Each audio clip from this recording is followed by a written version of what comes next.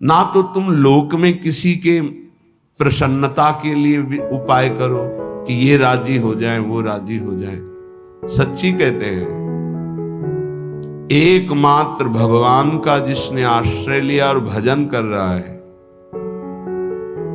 उसके सिवा आप कुछ और उपाय करके लाख प्रकार से देख लो, कोई राजी नहीं हो सकता। लाख उपाय कर लो, ये अनुभव की बात कह रहे हैं, नहीं, आप फंसते चले जाओगे दूसरे के राजी करने में और वो कभी राजी नहीं होगा। अगर राजी होने की बात है तो एकमात्र जो प्रभु का भजन करते हैं, ईमानदारी से जो धर्म में चलते हैं, वही राजी हो सकते हैं। प्रभु से विमुख को त्रिभुवन की राज्य लक्ष्मी मिल जाए तो भी वो राजी नहीं हो सकते।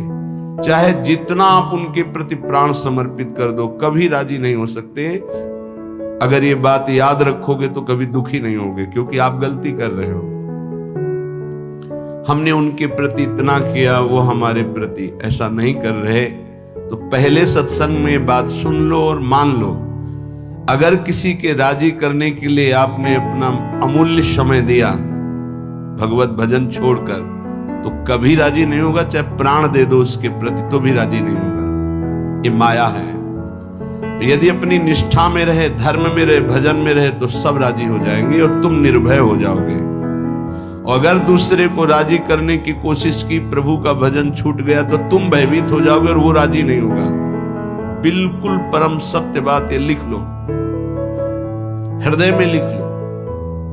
ये अध्यात्म है, तुम्हारे बचाने के लिए है, तुम्हें सुख पहुंचाने के लिए है, तुम्हें जीवन मुक्त करने के लिए है। हे सखे, हे मित्र, ना जनरंजनम कुरु। लोगों की वृत्तियों को राजी करने में अपना समय नष्ट मत करो। प्रभु को राजी करने में अपने समय को सार्थक करो। तो जा पर कृपा राम की होई, तापर कृपा करे सब कोई। एक राजी हो गया तो विश्व ब्रह्मांड राजी हो जाएगा। और एक से विमुख होकर विश्व को तुम राजी करने की कोशिश करो, कभी राजी नहीं होगा। इसलिए न जनरंजनम करो। किसी की राजी होने के लिए अपने अमूल्य समय को नष्ट मत करो। धर्म पूर्वक व्यवहार करो और निरपेक्ष हो जाओ। राजी रखो हरिजू को, प्रभु को। न कुरु कदिंद्रियाणाम, इन दुष्ट इंद्रियों को मनोरंजन मत करवाओ। न कुरु कदिंद्रियाणाम, इन इंद्रियों को छोड़ो मत मनोरंजन करने के लिए। ये बहुत दुष्ट है, सच्ची मानिए। ये केवल हृदय जलाती रहती है, कुछ नहीं है पूरे त्रिभुवन में, कुछ नहीं है। एक भगवान के सिवा आनंद नाम की चीज नहीं है। मन मलिन है, इंद्रियां मलिन है, इसलिए आपको ऐसा लगता है इसमें आनंद है। नहीं, सच्ची मानिए, एक दिन जब आनंद का आपको अनुभव होगा प्रभु के जनित, तब आप देखोगे तो त्रिभुवन में कहीं कोई आनंद नाम की चीज नहीं। जैसे सुबह सूर्य उदय के समय जब हम गंगा किनारे चलते थे, तो आगे रेत में ऐसा भ्रम हो जाता था कि निर्मल जल भरा हुआ है।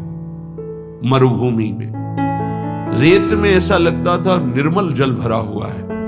और जब ये लगता कि अब रास्ता बदलें, पर लगता चलो आगे तक चलते हैं, और जब जाते तो रेत मिलती तो लगता यहां तो जल दिखाई दे रहा था। सूर्य की किरणों से मरुभूमि में जल का भ्रम हो जाता है, तो मृग दौड़ता हुआ मर जाता है, लेकिन उसकी प्यास नहीं बुझती। ऐसे ही मेरी इंद्रियां, मेरा मन इन दिखाई देने वाले सुखों में महान दुख है, ये जान नहीं पाती, और इनके भोगने में पूरा जीवन नष्ट कर देती। मनोरंजन, केवल मनोरंजन। मन 5 ज्ञानेंद्रियों के साथ भोगों में रंजन कर रहा है। कह रहे हे सके, ना कुरु कदिंद्रियाणाम, इन इंद्रियों को मत छूट दो, नहीं तुम्हारे जीवन को नष्ट कर देंगी। सदा विधेय बहुगंजनम, जैसे बने वैसे इनकी विषयों से प्रीति को तोड़ दो। हठ पूर्वक तोड़ दो, विवेक के द्वारा तोड़ दो, भगवत समर्पित करके छोड़ दो। जैसे बने वैसे इंद्रियों से भोग भोगने की लालसा ये मिटा दो, तो तुम मनुष्य जीवन का लाभ भगवत प्राप्ति कर पाओगे। विधेहि बहुगंजनम, बहुगंजनम जैसे बने तुमसे वैसे हठ पूर्वक ज्ञान के द्वारा, भक्ति के द्वारा जैसे बने बचो, इन गंदी चेष्टाओं से बचो। ये मन इंद्रियां बहुत ही दुष्ट हैं, बहुत ही फुसलाकर पता नहीं चलता कि हमसे गलत करवा रही हो, गलत करवा देती है। हंसते हंसते खेलते खेलते अपराध बन जाता है, मन मलिन हो जाता है। पक्का समझ लेना, पहले उत्साहित करते हैं फिर ये डराते हैं। पूरे जीवन डर में जीना पड़ता है उसको जो अधर्माचरण करता है। कल्पनात्मक भय, सामाजिक भय, भागवतिक भय, कर्म का भय उसे दंड देता रहता है, तभी वो डिप्रेशन में पहुंच जाता है। बिना पाप कर्म के डिप्रेशन नहीं होता, ध्यान रखना। हमसे जब अशुभ कर्म हो जाते हैं और मेरा मन मलिन हो जाता है, तब चिंता, भय, शोक इनकी हो ऐसे क्रम बाई क्रम, कभी चिंता में डूबा हुआ है, कभी शोक में डूबा हुआ है, कभी कल्पनात्मक भय में डूबा हुआ है। वही मन जिसने इंद्रियों को उत्साहित करके पाप कर्म कराया, वही पूरे जीवन दंड देता है। इसलिए सदा विधेहि बहुगंजनम, हे मित्र जैसे बने वैसे पापाचरण न होने पावे। इंद्रियों के मनोरंजन में फंसकर अपने जीवन को नष्ट मत करो, ये बहुत दुर्लभ देह है, इससे भगवत प्राप्ति कर लो। प्रणय भंजनम सर्वतः, किसी से भी आसक्ति न होने पावे, किसी से भी ममता किसी से न होने पावे। प्रीति करो सबसे, सब जीवन सो प्रीति, रीति निबाहत आपनी, श्रवण कथन परतीति, यह जो कृपा हरिवंश की। प्रियालाल के यश कीर्तन, यही हमारे जीवन। वाणी से उनके गुणों का कीर्तन, नाम का कीर्तन, श्रवणेन्द्रिय से उनके यश का श्रवण, नाम का श्रवण, और सबसे प्रेम का व्यवहार। ममता नहीं, ममता होती देह भाव से और प्रेम होता है भगवत भाव से। माँ में, पिता में, पत्नी में, पुत्र में, सब में भगवत भाव करो। ये भगवत भाव आपको जीवन मुक्त कर देगा। और ये केवल कोरी भावना ही नहीं है, सब में भगवान है। जैसे जितने भी यंत्र चल रहे हैं ये सब एक बिजली से चल रहे हैं, पर उसका यंत्र के कारण प्रभाव अलग अलग है। वही बिजली जब बल्ब में गई, हाइलोजन में गई तो प्रकाश बन के चमक रही। वही बिजली पंखा में हवा कर रही, एसी में ठंडा कर रही, फ्रिज में और ठंडा कर रही है, हीटर में गर्म कर रही। बिजली के ये गुण नहीं है, ये यंत्रों के गुण हैं। बिजली तो एक रस सब में जा रही है। ऐसे कोई पाप कर रहा है, कोई अच्छे स्वभाव का है, कोई बुरे स्वभाव का है, ये सब शरीर और करण, इनके प्रभाव से परमात्मा तत्व निर्लेप सब में धारा की तरह प्रवाहित हो रहा है। जैसे हर यंत्र में बिजली ही बिजली है, पर उसका प्रभाव अलग है, ऐसे ही स्वभाव अलग है। परमात्मा सब में समान रूप से विराजमान है। हमें उस परमात्मा तत्व को मान करके प्रीति करनी। भक्त मान करके जानता है और ज्ञानी जानकर मानता है, बात एक ही होती है। ज्ञानी बहुत बुद्धि प्रधान होता है, इसलिए पहले वो तर्क के द्वारा उस तत्व को जानता है, तब मानता है। और भक्त भाव प्रधान होता है, हृदय प्रधान होता है, इसलिए तत्काल मानता है और मानकर जान जाता है। श्रीपाद कह रहे प्रणय भंजनम सर्वता, ममता किसी से ना होने पावे, सबसे भगवत भाव से प्रीति करो। हठम ना करो, मेरी बात मान लो, हठ करके हमारी आज्ञा का उल्लंघन मत करो। श्रीपाद कह रहे बड़े कृपालु हैं महापुरुष। हठम ना करो, बंधने बंध जाओगे अगर मेरी बात नहीं मानोगे। श्रुतम कलत्र मित्रादि के बपुर्व्यय समीहया निवस वत्स वृंदावने। ए भाई, ये बपुर, ये शरीर, इसकी पत्नी, इसके पुत्र, इसके पिता, इसके माता, इसके भाई, इसके रिश्ते, इसके नाते, ये सब माया के बंधन है। अगर उनमें भगवत भाव नहीं करते हो तो तुम्हारा जीवन इसी मोह ममता में फंसकर नष्ट हो जाएगा। अगर भगवत भाव करते हो तो नाथ सकल संपदा तुम्हारी, मैं सेवक समेत सुत नारी। नाम जप हो रहा, धर्म पूर्वक कर्तव्य का पालन हो रहा, सब में भगवत भाव, आपका अंतिम परिणाम भगवत प्राप्ति ही होगा, पक्का समझ लीजिए। मनुष्य जीवन का परम लाभ निश्चित प्राप्त होगा। तो कह रहे हट करके इनमें आसक्ति मत करो, इनमें देह भाव मत लाओ, भगवत भाव लाओ। तो हम कैसे लावें? तो बोले आओ श्रीधाम समीहया निवश वत्स वृंदावने। अय वत्स, अय प्यारे, अय पुत्र, अय मित्र, तुम वृंदावन आ जाओ। वृंदावन में तुम्हें रसिकों का संग मिलेगा और उस संग के प्रभाव से तुम सबसे प्रेम करो, लेकिन ममता किसी से मत करो, आसक्ति किसी से मत करो, मोह किसी से मत करो, खूब नाम जप करो। इसी जन्म में तुम्हें अनेक जन्मों के पापों का जो तुम्हारा संचित भंडार है वो सब भस्म करने का अवसर है। इसी जन्म में तुम्हें जो नवीन कर्म पाप बन गए हैं उनको नष्ट करने का सामर्थ्य है, अधिकार है। अगर चूक गए तो सब भोगने पड़ेंगे और अधिकार खत्म हो जाएगा। आप नवीन कर्म नहीं कर सकते किसी भी योनि में। किसी भी योनि में इतना अधिकार नहीं कि नवीन कर्म कर सके, ये केवल मानव योनि में है। ये कृपा होती जब विपत्ति आती है, प्रतिकूलता आती है। जब इस जीवन में प्रतिकूलता आई तो लगा पता नहीं कब प्राण निकल जाए प्रारंभ में। तो चतुरासी जी का गायन और चतुरासी जी का मानसिक गायन, मानसिक बार बार लगभग 1.5 घंटा में मानसिक हो जाती चतुरासी जी। मानसिक बैठे चल रहे जो जो प्यारों से लेकर आज हुआ देखिए तो प्यारी रंग भरी, फिर उल्टा चतुरासी जी आज हुआ देखिए तो प्यारी रंग भरी, छाण दे माननी मान मन धरी, नागरता की रास किशोरी, वृषभानु नंदिनी मधुर कल गावे। उल्टा ऐसे श्रीमद चतुरा पूरा रमा दे। तो जानते उसका परिणाम क्या होता है? चतुरासी जी गा नहीं रहे, वो चल रहे। जैसे मंत्राकार वृत्ति ऐसे चतुरासी जी में भगवदाकार वृत्ति। एक एक अक्षर में श्यामा श्याम है, आप सच्ची मान लीजिएगा। सेवक जी महाराज देख रहे हैं, बड़े बड़े रसिक महापुरुष देख रहे हैं, कह रहे हैं श्याम श्यामा प्रगट प्रगट अक्षर निकट प्रगट रस स्रवत अति मधुर बानी, सोजु बानी रसिक नित्य निस्दिन रटत कहत और सुनत रस रीति जानी, ताहि तजी और गाँव कबहू न कछु प्राण रमि रही हरिवंश बानी। आप देखिएगा निहाल हो जाएंगे। वाणी जी के गायन, वाणी जी का चिंतन, वाणी जी का बार बार पद दोहराना। हम कह रहे हैं और पद नहीं याद, एक कोई पद याद कर लो, उसी को जैसे हम मंत्र 108 बार जपते हैं उसी को आप बार बार कीजिए। देखिए आपके अंदर कैसा आनंद और कैसा प्रकाश होता है प्रेम का। चतुरासी जी चतुरासी जी चतुरासी जी।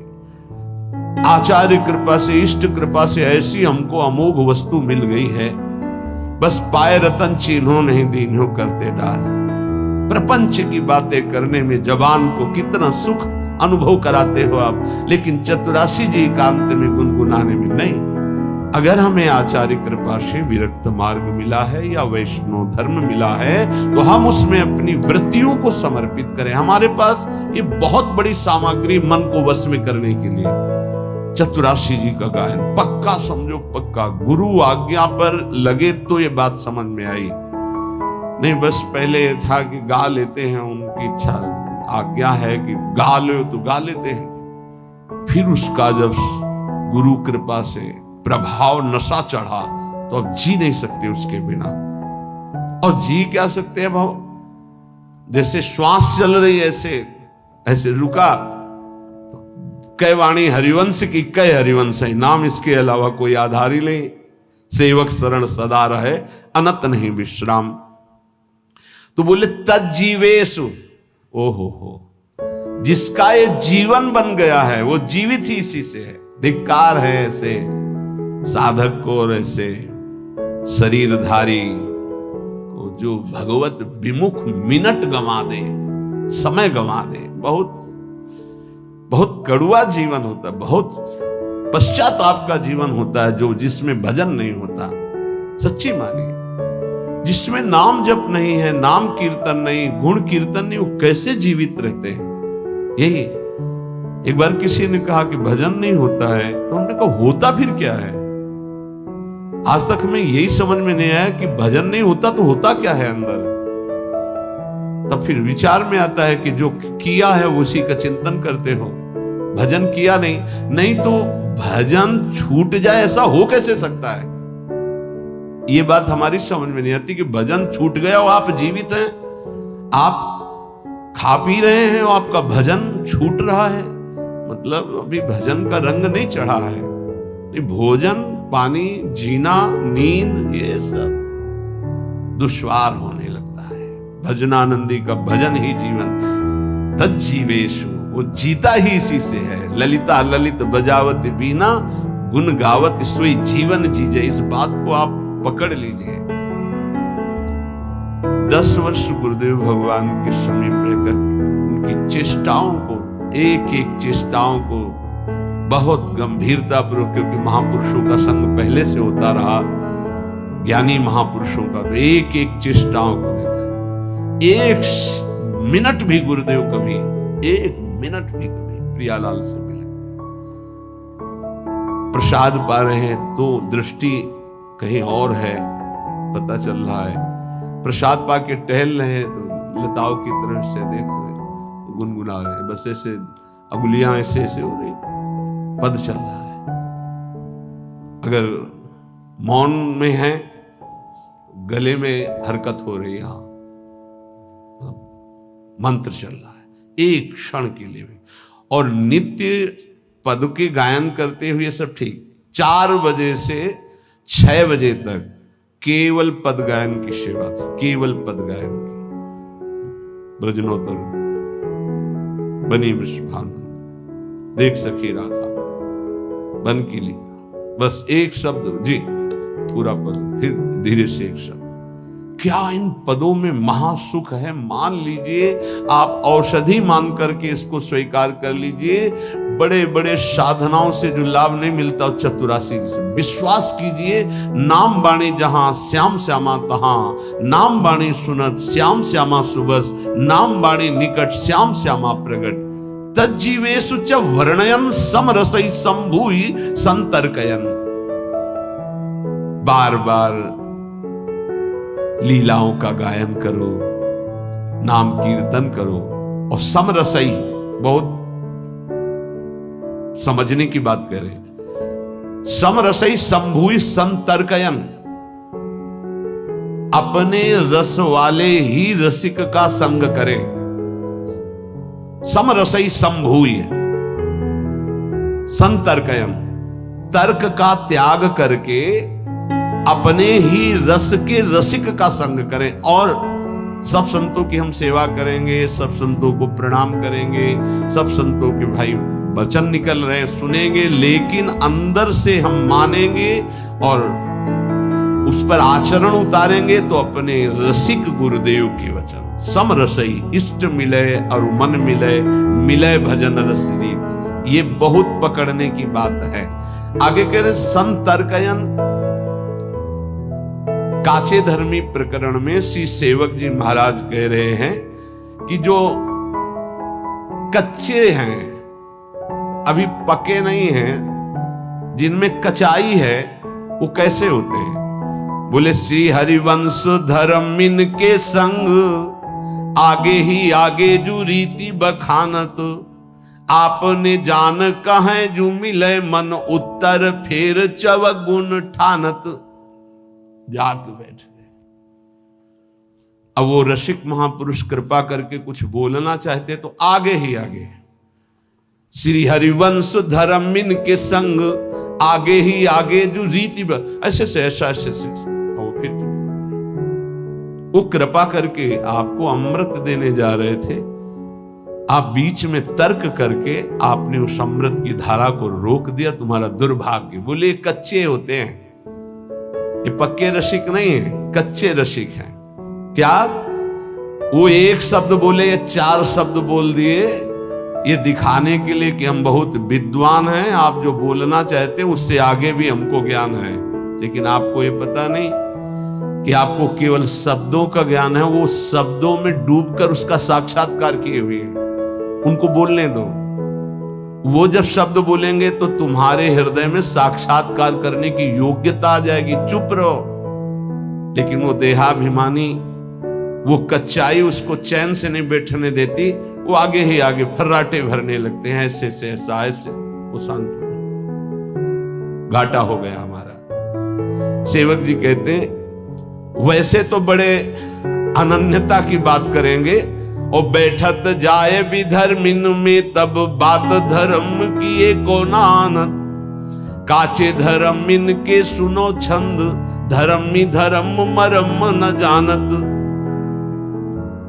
थोड़े से लाभ के लिए दूसरों की सभा में बैठ करके, थोड़ी सी सम्मान के लिए अपने इष्ट से अलग दूसरे का खान पान तो कीजिए रसिक मंडली माय, जिनके और उपासना तहां उचित ध्रुनाए। बैठत जाए भी धर्मिन में तब बात धर्म की एको न मानत। ये हमने देखा कि जो बौद्धिक और तार्किक प्रकृति के लोग होते हैं, फलाकांक्षी होते हैं, उनको सुधारना बहुत कठिन है। और जो बच्चा होते सहज सरल आकर के ना, उनको बहुत जल्दी उन्नति हो जाती है। तो ये ऐसे काचे धर्मी जन होते हैं कि वैष्णव तो बन जाते हैं और अपने को अनन्य कहते, पर बैठत जाए भी धर्मिन में तब बात धर्म की एको न आनत। अब कहां गया तुम्हारा अनन्य धर्म, कहां गया तुम्हारा भाव? ये कच्चापन छोड़ दो तो प्रिया प्रीतम तुम्हारे हृदय में हरिवंश प्रताप से उदय हो जाएंगे।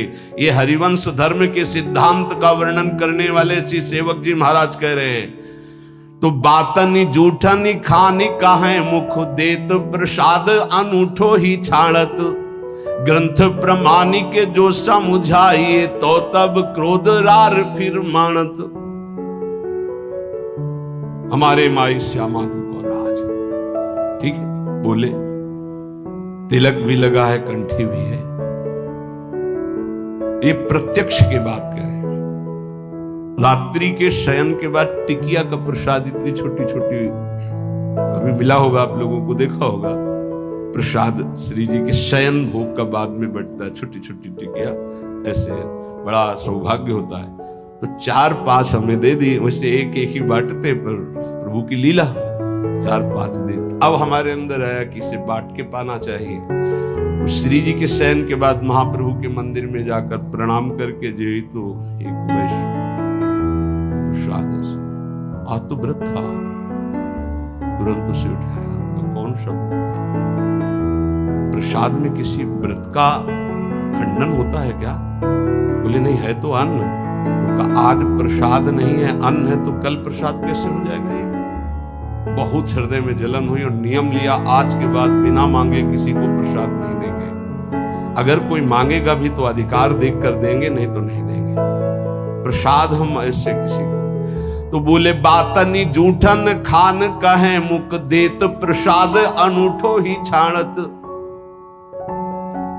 वैसे तो बहुत बातें बुलाएंगे, लेकिन गुरुजनों की, रसिकों की जूठन की अनन्यता नहीं है, श्री जी की जूठन की अनन्यता नहीं। ये देखो वृंदावन प्रेम रस है, सब प्रसाद ऐसे रखते हैं यहां माथे पे, पर जानते हो यहां वही जाएगा जिसको महारानी जी ने पाया है।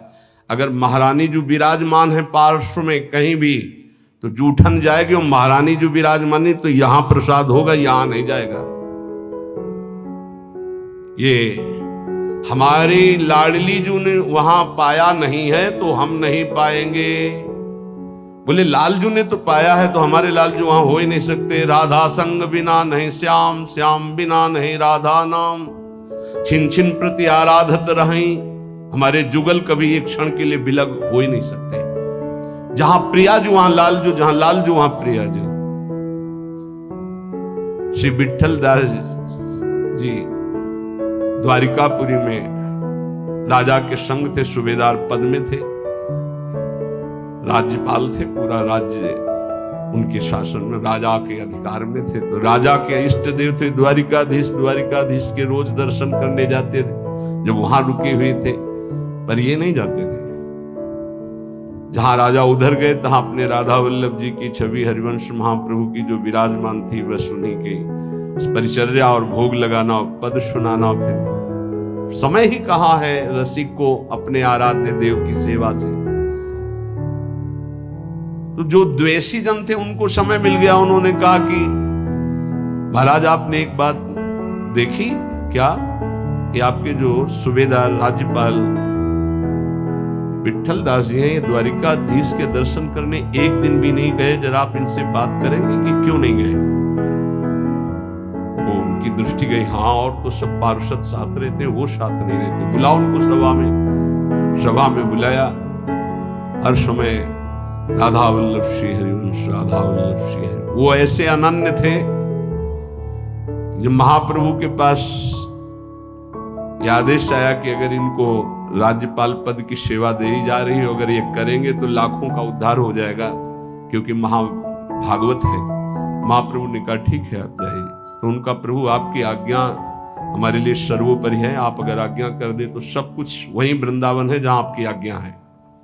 पर प्रभु दो बातों के बिना हम जीवित नहीं रह सकते, एक तो आपका दर्शन और दूसरे आपकी जूठन। महाप्रभु उनका दोनों मिलेंगे।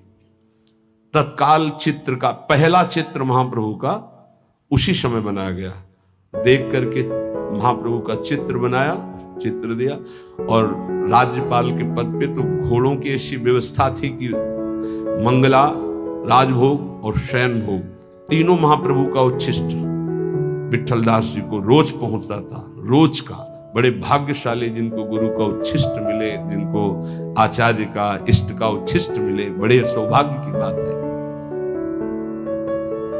विट्ठल दास जी से कहा तुम किसकी उपासना करते हो, द्वारिकाधीश के दर्शन करने क्यों नहीं गए। तो उन्होंने कहा राधा बिहारी मुरली मनोहर ललित त्रिभंगी वृंदावनाधीश्वर युगल सरकार की।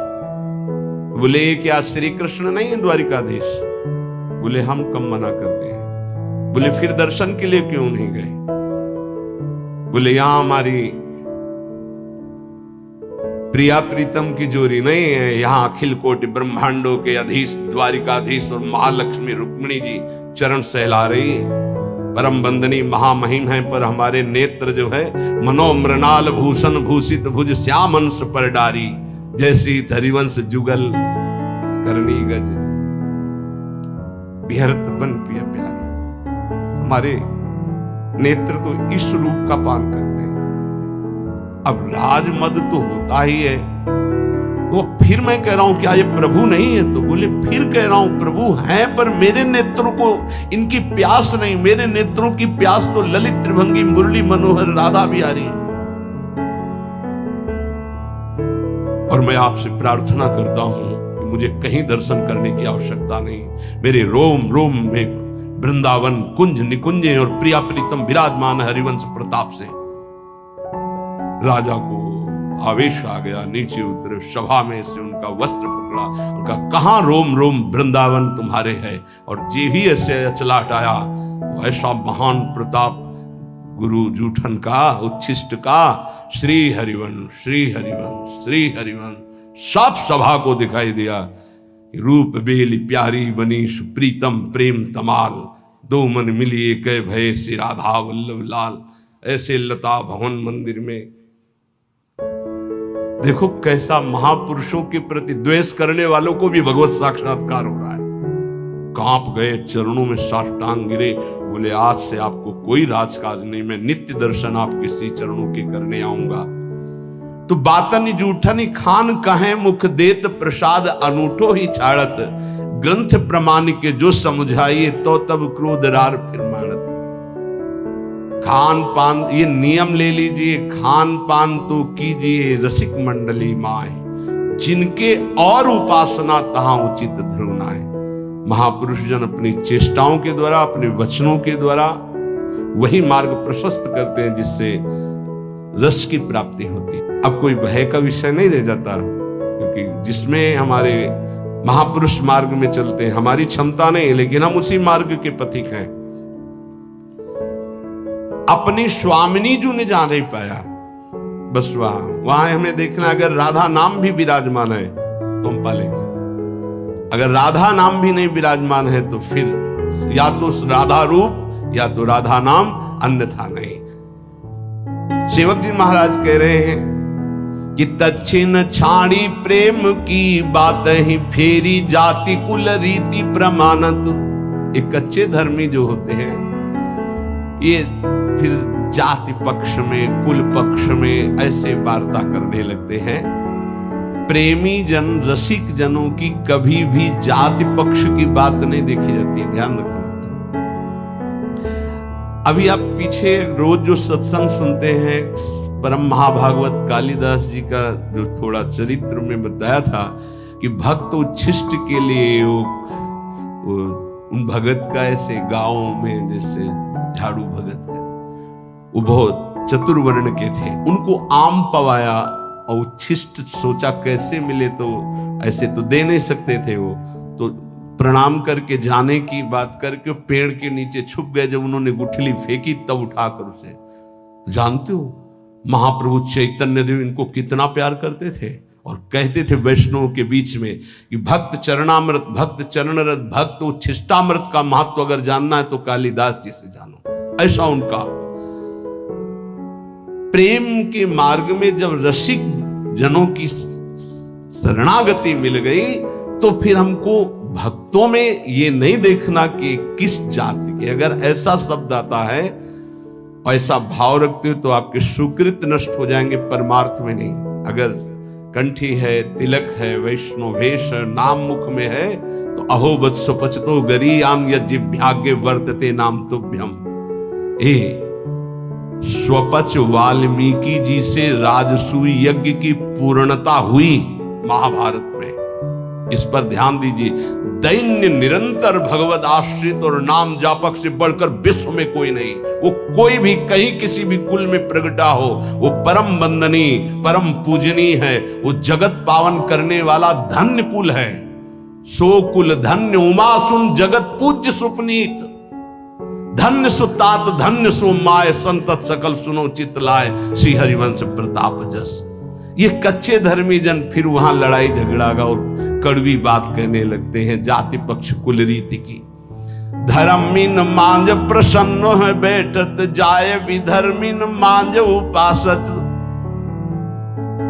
ये अपने धर्मियों के बीच में ऐसे बैठते हैं मानो बहुत अच्छे बड़े रसिक हों, पर ये उपासना विधर्मियों की करते हैं, धन के लिए, भोगों के लिए।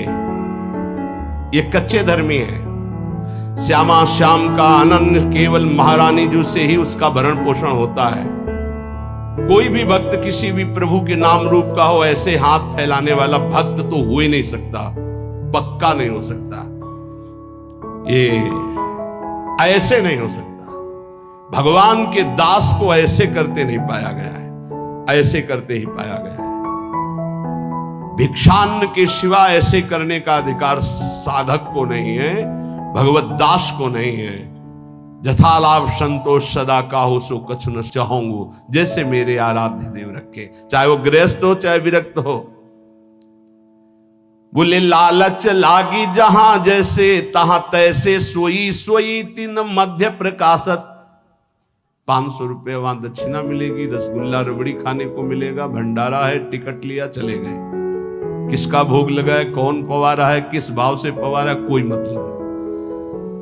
देखो जो विरक्त जन है उनका तो उदर पोषण कहीं ना कहीं से होता ही है, वो बात एक अलग कोटि की है। लेकिन प्रायः बहुत ध्यान देने योग्य बात है कि संत जनों का भंडारा कोई बिरला ही ऐसे करता है जैसे अपने पुत्र को पवाया जाए।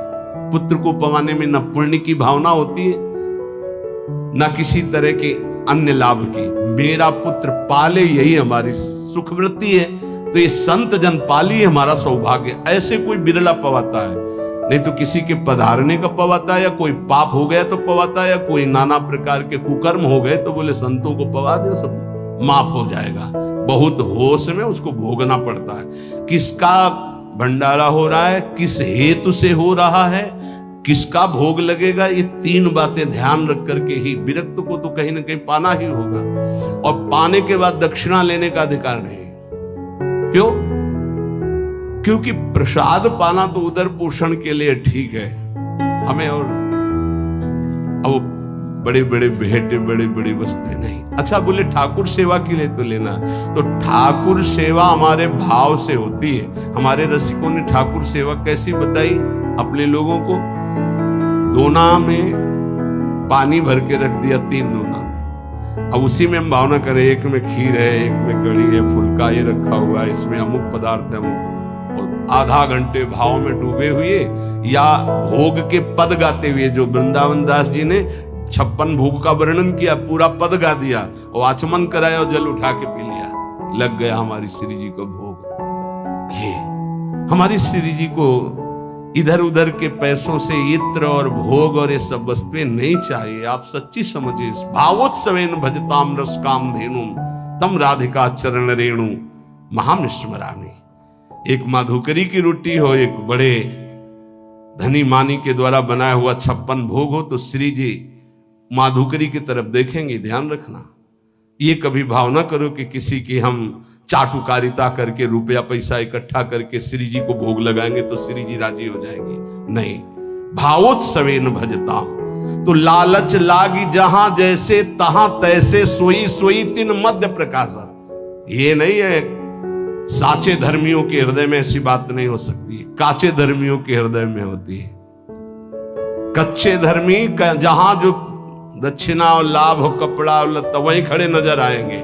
सेवक जी महाराज कह रहे बादही होते कुम्हार को कूकर, खाली हृदय गुरु रीति न मानत, काचे धर्म मिन के सुनो छंद, धर्मी धर्म मरम न जानत। कुम्हार के घर में अगर कुत्ता प्रवेश करे तो क्या मिलेगा? सैकड़ों माट रखे हुए हैं, लेकिन उनमें कुछ नहीं है, केवल उसको उस भांड में घूमना है, मिलेगा कुछ नहीं, क्योंकि वो कुम्हार का घर है। उसमें केवल मिट्टी के पात्र बने हुए रखे हैं, कुछ पक्के कुछ कच्चे, कुछ नहीं है उनमें। बोले ऐसे ही ये जो कच्चे हृदय वाले लोग होते हैं, भटकते रहते हैं, इनको कुछ हाथ नहीं लगता, न रस और न लोक की वस्तुएं।